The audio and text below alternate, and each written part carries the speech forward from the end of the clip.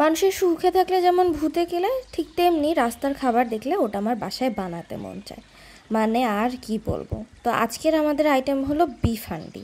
হ্যাঁ, একদিন যেতে যেতে পথে পূর্ণিমার রাতে আমি দেখছিলাম রাস্তায় কেউ একজন বিফ হান্ডি বেচতেছে। ওটা খাওয়ার পর আমার এমন নেশা ধরছে যে ওই দিনে আমি ঠিক করছিলাম যে এটা আমি আরও 30 বার খেয়ে এটার রেসিপিটা আমি বের করে ছাড়বো।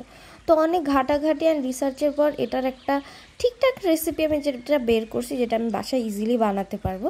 তো ওটাই আজকে আপনাদের সাথে শেয়ার করব। তো মশলা যেগুলো ঘরে থাকে ওটাই লাগবে, যেমন হলুদের গুঁড়া, মরিচের গুঁড়া, জিরা গুঁড়া, ধনিয়া গুঁড়া, আদা বাটা, রসুন বাটা, পেঁয়াজ বাটা, সাথে লাগবে কুচি করা পেঁয়াজ, সাথে গোটা গরম মশলা মানে এলাচ, তেজপাতা, লবঙ্গ, দারচিনি, আর মেন ইনগ্রেডিয়েন্ট থাকবে সরিষার তেল। আই হোপ আমি কিছু ভুলিনি, কিছু ভুল থাকলেও ওইটা আমি কমপ্লিট রেসিপি হোপফুলি যেগুলো ইনগ্রেডিয়েন্টস আমি ব্যবহার করছি ওটা আমি কমেন্ট বক্সে অথবা ডেসক্রিপশানে দিয়ে দিব। সো কোনো প্যারা নাই, চিল ভাই। আর এত মেপে ঝেপে কিছু করার নেই। হ্যাঁ, যেগুলো বাসায় থাকে ওগুলো দিয়ে বানানোর চেষ্টা করবেন। এই ইউটিউবের জিনিসপাতি আসলেও খুব ঝামেলাদার। এগুলোর পরিমাপ মতো মেপে ঝেপে কোনো দিন কিছু হয় না। আসলে এত মাপ ঝোপ করলে জীবনে কোনো দিন শান্তি আসবে না, সত্যি কথা। সো আগে আমি পাতিলটা প্রেপ করে নিচ্ছি। এখানে অবশ্যই বিফ হান্ডির জন্য একটা মাটির পাতিল লাগবে। ওর মধ্যে আমি একটু সরিষার তেল নিয়েছি, ওর মধ্যে গোটা কয়েকটা রসুন, পেঁয়াজ, আর আমি দিছি শুকনা মরিচ। না, আমি ভুলে যাচ্ছি, মানে পাগলের 6 নাম্বার বাচ্চা, আর কি বলবো। সাথে আমি গরুর মাংসে পানি মিশাই নিছি, বিকজ এটা আমি হান্ডিতে ভরে এখন সিল করে দিব। আর এটা আমি অলমোস্ট 2 ঘন্টা দেখতেও পারবো না, নাড়তেও পারবো না। সো এর কারণে আমি এক্সট্রা করে পানি মিশাই নিচ্ছি, কারণ গরুর মাংস থেকে পানি তো বের হবেই, কিন্তু তার সাথে আরও পানি লাগবে, কারণ অনেকক্ষণ এটা কষাতে হবে চুলার মধ্যে। আর বিফ হান্ডিটা কিন্তু হয় বেসিক্যালি কয়লার মধ্যে, কিন্তু আমার বাসায় কয়লা নাই, ইফ ইউ নো। সো আজকে আমরা চুলার মধ্যে বিফ হান্ডিটা বানাবো।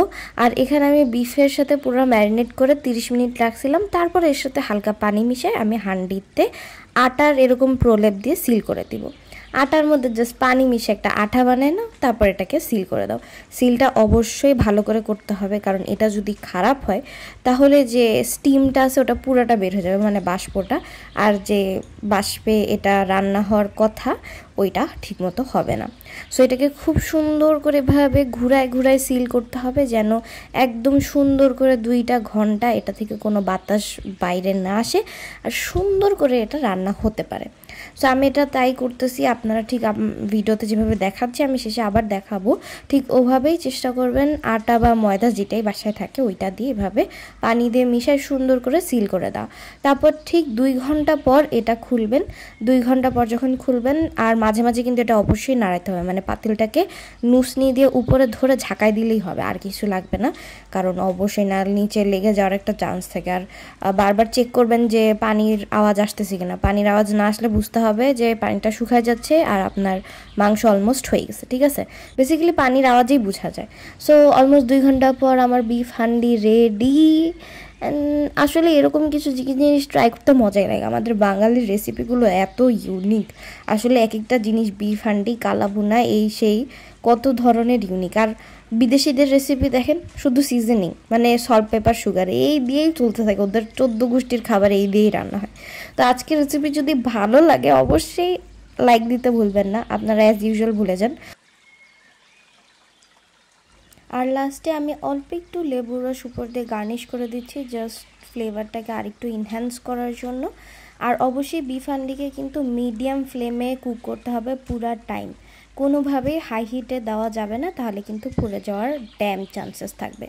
So see you next time, bye by.